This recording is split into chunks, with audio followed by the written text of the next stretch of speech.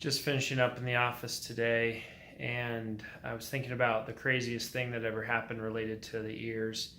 I was thinking about a time in my residency training when I saw a patient, and kind of an older gentleman, a farmer, who came in and said he felt like there was something inside of his ear, something alive in his ear.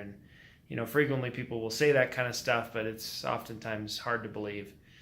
Sure enough, I used one of these microscopes that you kind of see behind me here to take a better look inside the gentleman's ear, and after getting him positioned correctly to look inside the ear safely, I was able to see some very small little legs moving in his ear canal.